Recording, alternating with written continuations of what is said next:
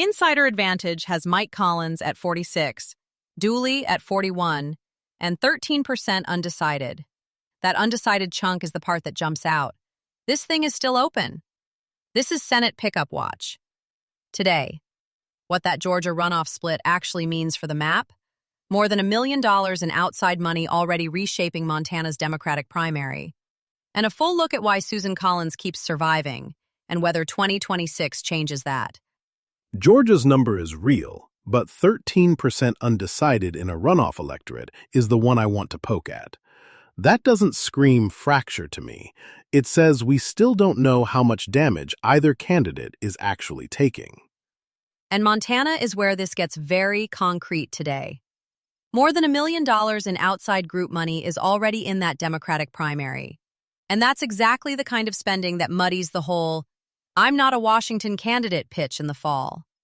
This one's from James Magazine Online. I expect this runoff to have very light voter participation. This means that candidates must concentrate on hardcore Republican voters who follow politics and almost always vote. Jones certainly has the edge in his race due to Donald Trump's endorsement. Collins likely has the edge in his race due to his longtime participation in the Georgia GOP. But that might be countered by Governor Kemp's strong political operation and Kemp's endorsement. InsiderAdvantage, 800 likely voters, May 20 through 21.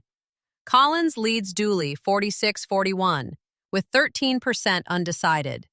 That 13% is the number to watch. The governor's race has Jones up 48-42, with only 10 undecided.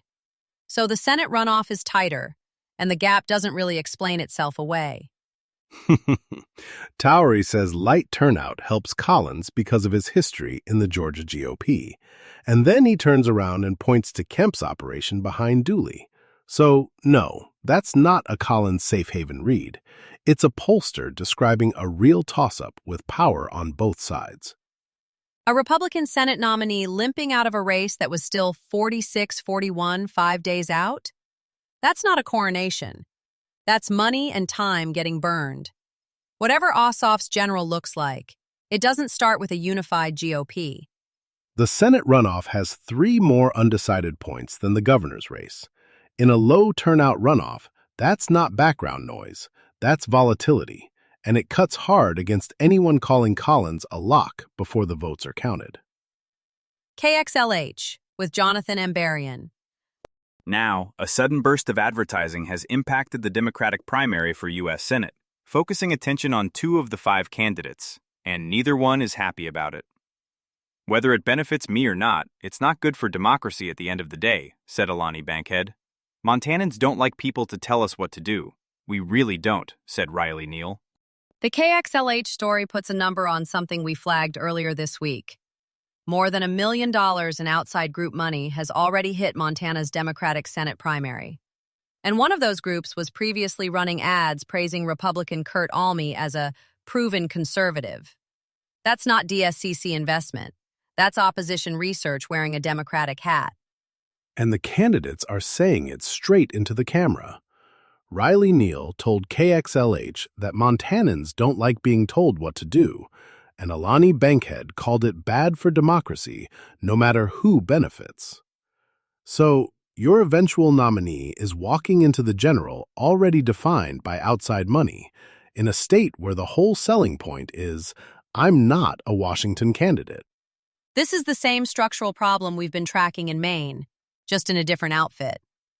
The nominee has to run as an outsider, and the primary is being shaped by groups that were boosting Kurt Almy last month. You can't unring that bell in October. The money question I want answered is whether any of this is tracking real movement in the race, or whether it's just filling a vacuum because the party doesn't have a better option on the board. $1 million in a low-density state where polls are structurally shaky tells you somebody made a bet, not that the bet is smart. Susan Collins has won in Maine 4 times now, including years when the state was voting Democratic at the top of the ticket. So, the real question is, what has been protecting her, and does any of it change in 2026? The short answer is, Collins has built her brand around 2 things that are genuinely hard to run against: independence and money. She's the only Republican senator serving a state that voted for Kamala Harris in 2024, per reporting from the Boston Globe, which tells you how deliberately she's cultivated a cross-partisan identity. And the concrete version of that identity is dollars. As Senate Appropriations Committee chair, she controls the federal purse in a way that directly benefits Maine, and her campaign is leaning into that explicitly, per NPR's reporting.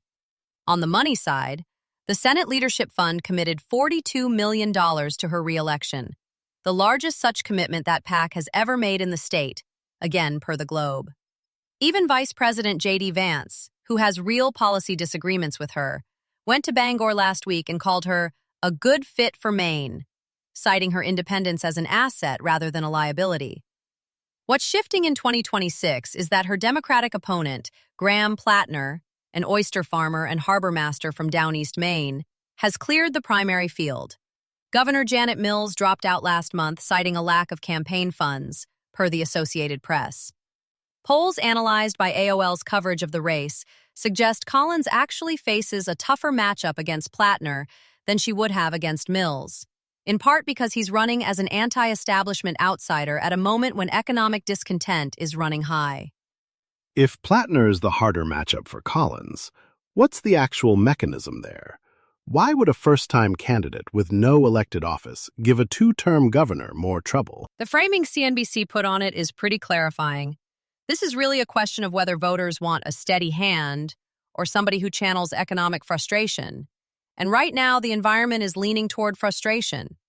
Collins' strongest argument, that losing her appropriations chair seat would cost Maine real federal dollars, is also a double-edged sword, because it asks voters to choose institutional clout over the national mood.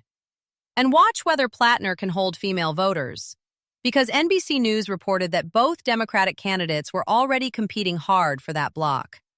That's likely the key swing group in the general. Got a race we should be watching, a correction, or a smart angle on the Senate map? Send it to Senate Pickup Watch at lanternpodcasts.com. We always appreciate hearing what you're tracking. You'll find links to every story we covered today in the show notes. So if one caught your ear, that's the place to dig in a little more. That's Senate Pickup Watch for today. This is a Lantern Podcast.